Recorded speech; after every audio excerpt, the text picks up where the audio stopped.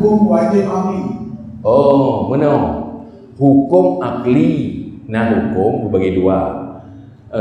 Bagi hukum akli, hukum syar'i. Hukum taklifi dia tu, hukum wad'i. Hukum akli nagakeun wajib akli, mustahil, harus. Nya istilah. Makna wajib akli hai terima tili akai hana dia. Nya makna wajib akai manusia sendiri yang normal hai terima kekon menang. Hai menteri no meno 2 tambah 2 peut 2 tambah 2 peut na wajib secara akal. Hai tim dah kai tu 2 tambah 2 10 ya hai tim dia ke wajib akli 2 tambah 2 10 yang mustahil akal. Nah yang kamu harus itu harus, boleh ya, boleh tidak.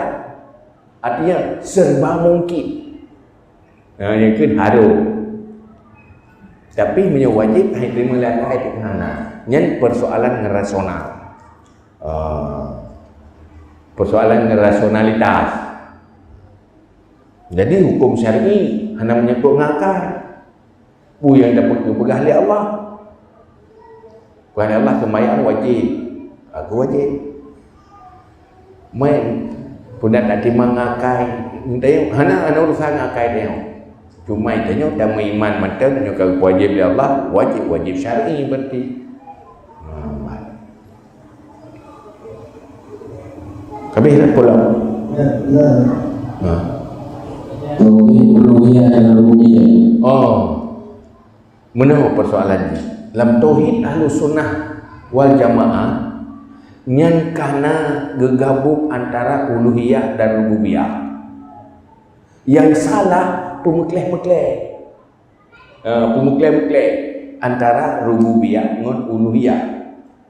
Bak pemekleh ino yang masalah. Cuman untuk pembahasan jinya, untuk jawaban ji butuh pembahasan. Payah tabut.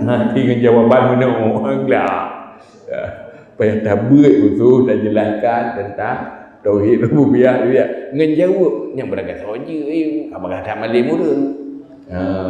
Cuma yang boleh terdek pegah itu bahawa pu yang kana dalam tauhid Ahlussunnah wal Jamaah hinan ka komplek tauhid rububiyah dan uluhiyah, juga asma wa sifat. Yang salah memisah-misahkan antara tauhid rububiyah dan uluhiyah. Bagi orang yang kamu formatanya yang kata mana memisah-misahkan, kiban pisah antara tauhid uluhiyah dan rububiyah. Nyo yang menjadi tersesat. Cuma dia pakai bahan dulu hendak ya pu rububiyah, pu uluhiyah. Nyo yang tak itika 50 kabarefi. Jangan kana inangan. Kan? Cuma untuk bahas yang detail ji kan makam ji di sini.